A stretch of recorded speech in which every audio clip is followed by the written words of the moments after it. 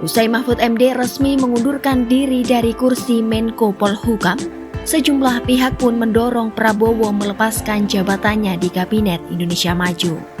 Dorongan untuk Prabowo mundur salah satunya disampaikan oleh Sekjen PDIP Hasto Kristianto.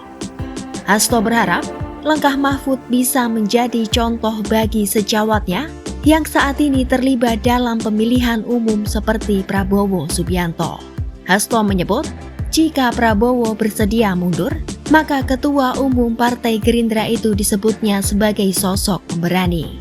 Hal itu disampaikan Hasto Kamis 1 Februari 2024. Semoga keteladanan integritas dari Prof. Mahfud MD ini dapat menular, ya termasuk ke Pak Prabowo.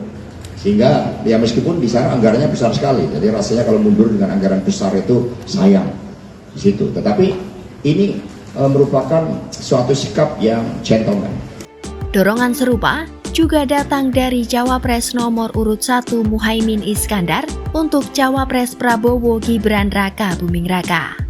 Muhaimin mendorong Cawapres pendamping Prabowo itu mundur dari jabatannya sebagai wali kota Solo.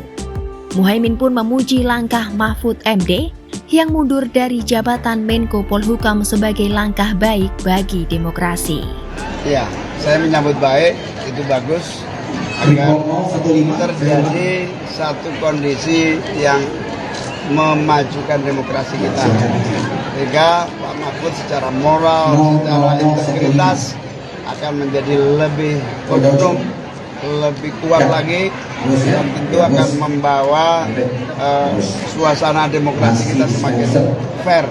Saya berharap semua yang ikut kontestasi, terutama yang memegang polsek kendali anggaran, untuk meniru Pak Mahfud. Artinya Menteri Pertahanan dan Wali Kota Solo juga perlu. Harusnya begitu.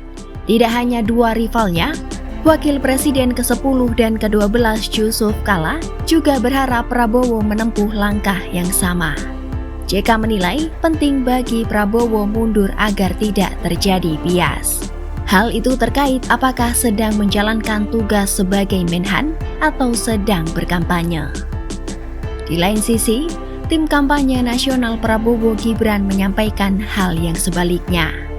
Wakil Ketua TKN Prabowo Gibran Ahmad Muzani justru mendorong agar Prabowo tidak mundur dari Menteri Pertahanan.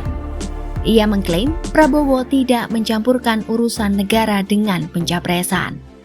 Pengusung paslon nomor urut 2 itu menyebut Prabowo tahu kapan harus cuti dan kapan harus melaksanakan tugas negara.